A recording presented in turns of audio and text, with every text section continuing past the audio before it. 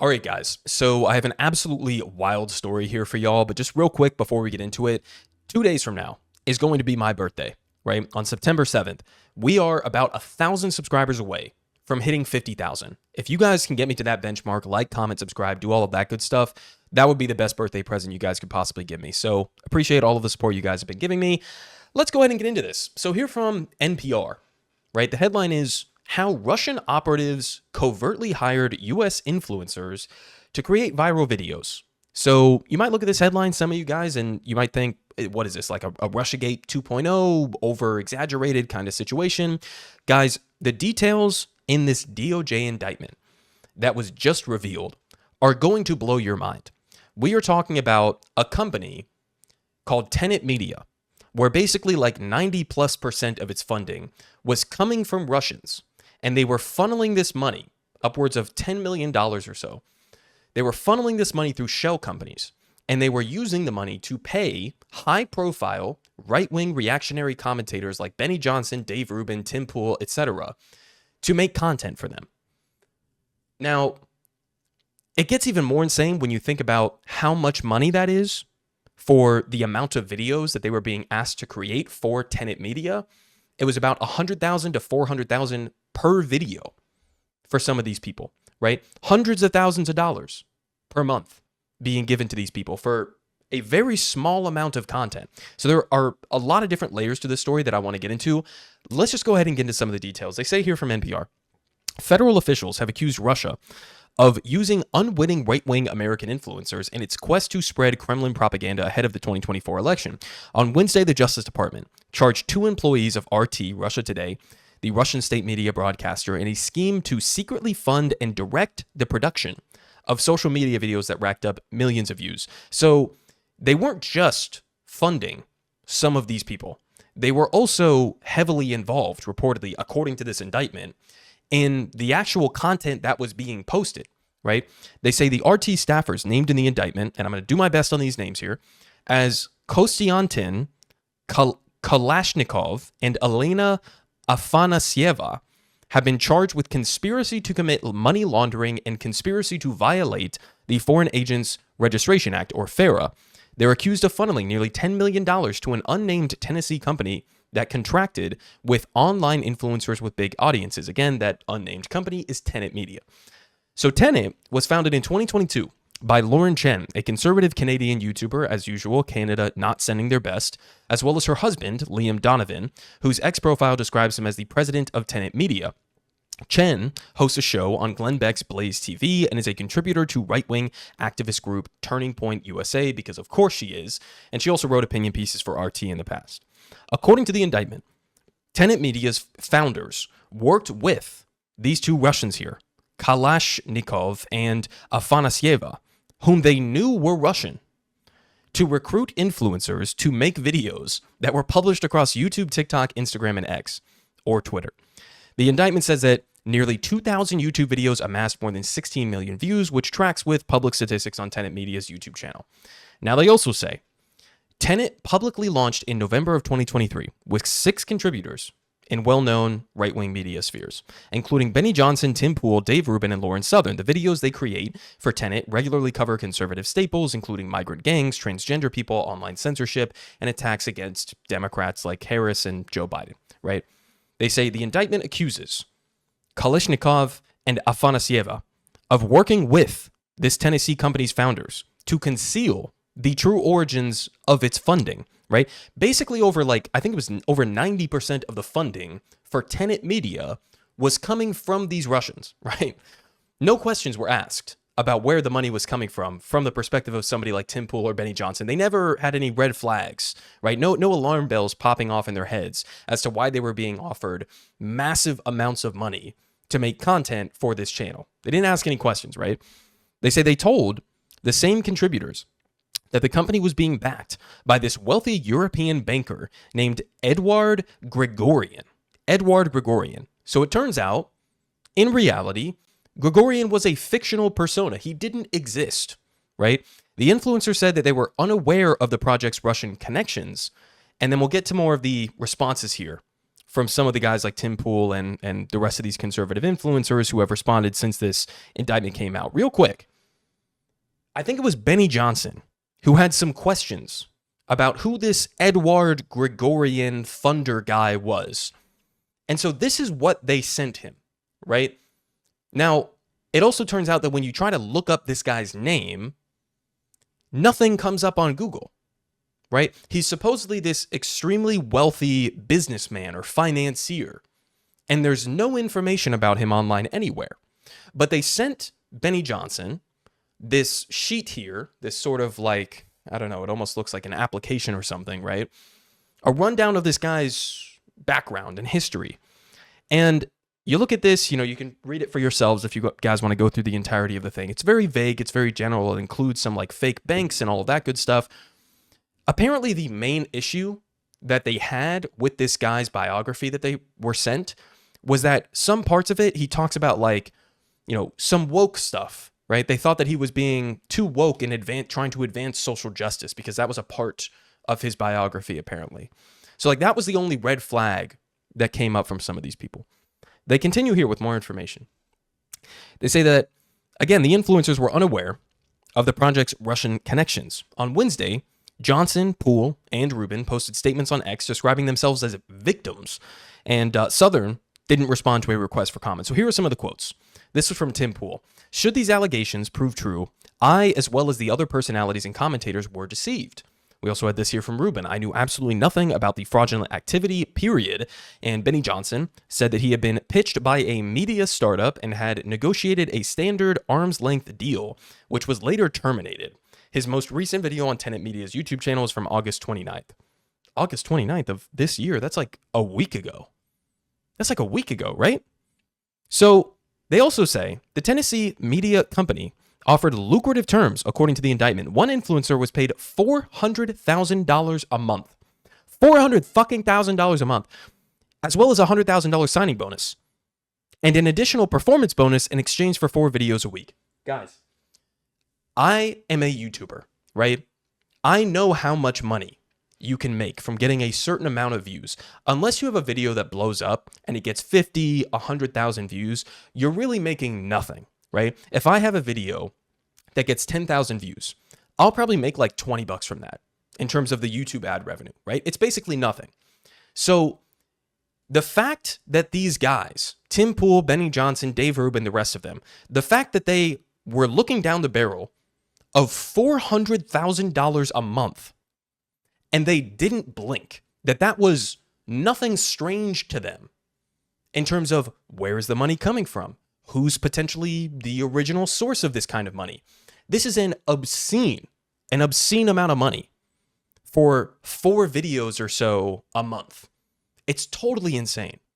Like an unimaginable amount of money, especially when if you actually go and look at how many views some of these guys' videos were getting on Tenet Media, they were definitely not making back the money that they were spending on them. So you would think maybe there would be some questions asked, right? Where is this money coming from? Why is somebody giving me hundreds of thousands of dollars a month to make content for them when that content is not even paying for itself? What could be the other purpose of this kind of a funding mechanism? None of these questions were apparently asked by Tim Poole, Benny Johnson, Dave Rubin, the rest of them.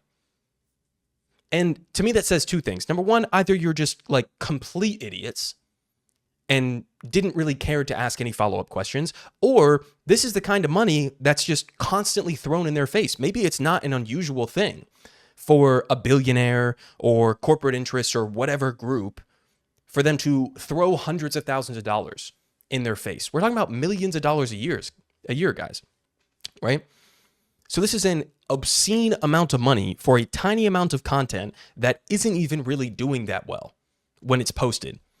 No questions were asked. No questions were asked. $400,000 a month. Guys, you cannot claim to be an independent media if you are taking money, not just from potentially like Russian linked groups, but from anybody. If a billionaire came to me, if some corporate group came to me and offered me this amount of money and I took it, regardless of whether or not I believe in my head that it wouldn't influence me, of course it would. Of course it would. The reason that people call themselves independent media is because you're supposed to be independent from the same influences that corporate media has, right? So if you are willing, whether, again, it's Russia or it's Israel or it's some other foreign country, or whether it's a corporate group, if you are taking money directly from advertisers, from whatever the case may be, then you are not independent. You have the same pressure points.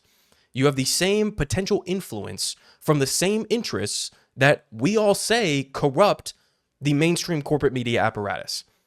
So to me, it's like, it doesn't even matter necessarily that this was coming from Russia specifically. This could be coming from an Israel-aligned group. This could be coming from the oil lobby. It could be coming from anywhere. And it would still be the same reality. That if you don't blink at $400,000 a month being thrown in your face by some unknown source, then it's like, who do you actually work for? Because it's certainly not working for your subscribers, right?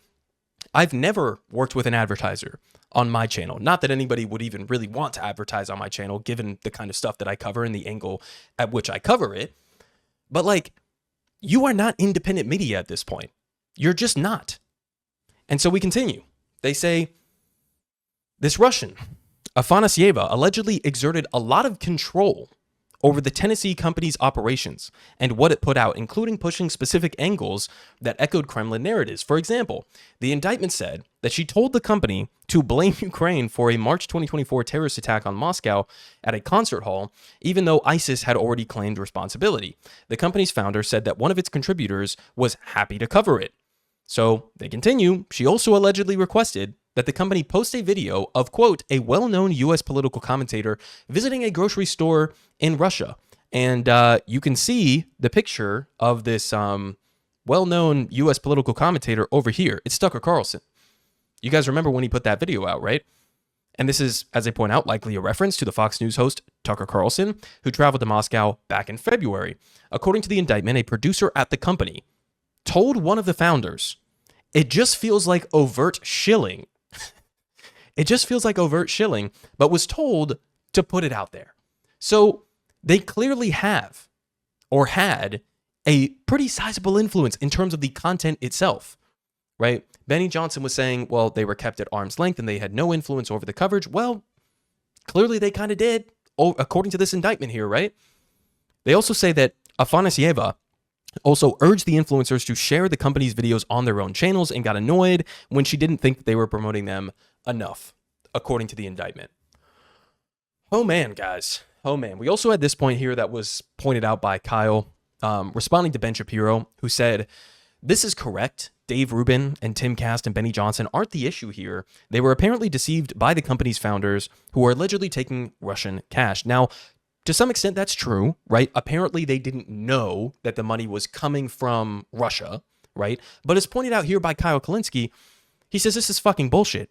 I work in the industry. Independent media isn't independent if they say yes, like a little lapdog, to every Tom, Dick, and Harry advertiser wanting to throw money at them. He says, I've never had a conversation with an advertiser and you jam a fucking ad read into every 7-minute video like the corrupt sellout that you are. He's 100% correct about this, by the way. He says, if somebody is giving hundreds of thousands of dollars a month or week, there are strings attached. You know this and you're lying. And of course, that's the reality, right? Of course, that's the case. And so there are a couple different angles you can take. You can take the route of Kyle Kalinske or somebody like me or, Breaking Points. I know for a fact doesn't do this as well.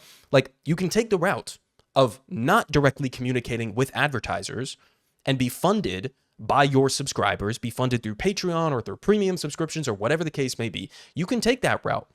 And then people will be able to trust that you actually are giving your unfiltered takes, your unfiltered opinions on any given political issue.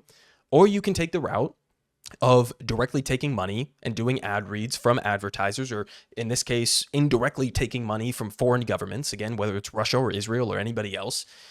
And the second route means that, like, by definition, you are not independent media. Now, there are degrees of this. Sometimes, like, I know people in, the lefty spheres who, do ad reads for, like, what's the website that is like a news aggregator and tells you where on the political spectrum any given news article is, and, the source of the funding for that news outlet. I'm blanking on the name, but there's, some companies out there that you could potentially do an ad read for that it's like, okay, that's not really that big of a deal, right? It's not like you're taking money from Big Pharma or the oil lobby or Israel or Russia or something like that, right? There are different degrees of that. But at the end of the day, to me at least, if you are taking money from outside sources, you should be heavily questioning, what are the influences? What are the reasons that they're giving you that money? And is that potentially going to have some sort of a coercive effect on your commentary? Because it certainly, again, doesn't mean that you are independent. You're not independent. You're still relying on the same sources of funding that mainstream media is relying on, right? So that makes you not independent. Seems pretty simple to me. But we also have this here, just as a reminder for everybody, because again, this isn't just Russia. In this DOJ indictment, it happened to be centered around Russia, but it just so happens that in the United States of America, when it's one of our friends doing this, or friends of the US State Department doing this, then suddenly, like, this kind of corruption and wheeling and dealing and influence campaigns, suddenly it's not that big of a deal. So just as a reminder, here from Common Dreams Jake Johnson, very bad sign for democracy. AIPAC has spent over $100 million on the 2024 election. So listen, at the core of this DOJ indictment, right, we can go through all the specifics like we just did, but at the core of it, what is this about? This is about the allegation that Russia, through whatever means they deem necessary, is trying to influence American politics. That's what's at the core of this.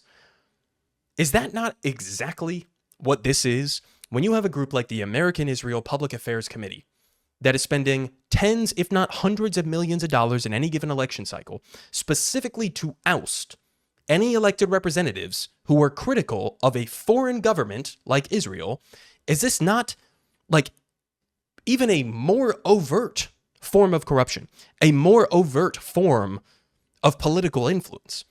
I mean, they're directly spending in Democratic primary campaigns to oust progressives who would dare to say a bad thing about Israel. This is corruption to the highest order. This is what the DOJ should be going after, right? Not to say that what we just talked about with Tenet Media wasn't egregious. It absolutely was. But are we just going to pretend as if this kind of a thing is normal? That this is what a democracy looks like when corporations or foreign aligned interests can spend hundreds of millions of dollars to pick their preferred politicians?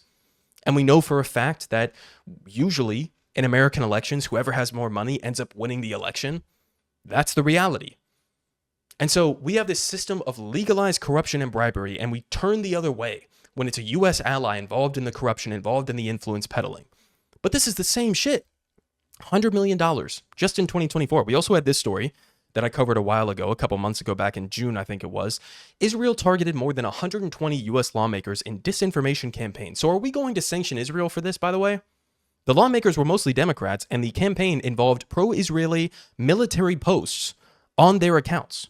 So we have the Israeli military that is creating fake accounts on social media and replying to U.S. politicians and trying to influence them more in a pro-Israel direction. We also have pro-Israel lobbying groups like Kufi and AIPAC that are spending hundreds of millions of dollars in order to influence who's holding the levers of power in the U.S. towards a pro-Israel direction. Are we just going to pretend like this shit is normal? This shit is not normal. This shit is not normal. So really, I guess what this story gets down to, right? We could sit here and bash on Tim Pool for being a fucking idiot, right? And I'm happy to do that. Maybe I'll do more Tim Pool videos in the future. Maybe Benny Johnson or something. We can do that in the future. But what this story really is about is some of the core flaws of independent media or pretend independent media, and also mostly the core flaws of just like rank corruption and hypocrisy when it comes to foreign influence in U.S. elections, right?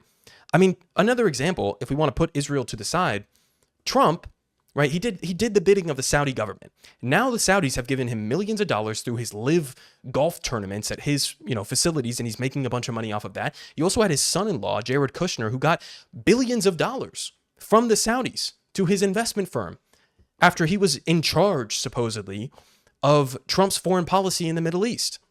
So there are like 10 different layers of corruption that you have to work through in order to understand how U.S. politics works. But it's obvious. It's obvious. It's brazen. It's in your face. It's corruption by a different name. We call it lobbying, right? We call it advertiser dollars. It's just corruption. That's what it is.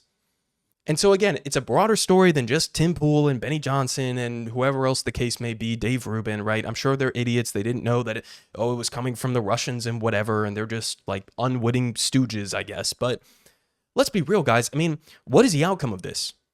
Because if you are somebody who has a good faith critique, like I think that I do, when it comes to the U.S. role in the Russian invasion of Ukraine, right? I don't think the U.S. has a good faith role in this process, right? Our military industrial complex is absolutely profiting off of it. I think that the U.S. sees this as sort of a proxy war to be able to weaken a geopolitical adversary. But then you also do have the layer of Russia invaded Ukraine and Ukraine has a right to defend themselves. So my coverage of Ukraine, I feel like, has been relatively nuanced, right? I have my critiques and I have areas of agreement and disagreement and all of that good stuff. But what has this kind of a story done to that kind of a critique? It's completely delegitimized it. So again, even if you are somebody like Tim Pool and you genuinely have a good faith critique of the U.S. handling of Russia and Ukraine, well, you've now completely delegitimized that position, because it turns out you were getting hundreds of thousands of dollars indirectly from the fucking Russians. So you're delegitimizing your position on Ukraine. You're also delegitimizing independent media in general. So it's a completely insane story. Maybe there will be a follow-up from this moving forward, because trust me, if this is, the DOJ indictment coming down now, I highly doubt that the only influence campaign that Russia was engaging in was like through tenant media. There are probably other avenues as well that should be explored and looked at. And also, again, other avenues from other governments around the world, not just the Russians, but also, again, countries like Israel, who are doing this shit right out in the open. So absolutely wild. I don't know. You guys tell me. What do you think about this? Politic guy has the best politic. Believe me, no one does it like him.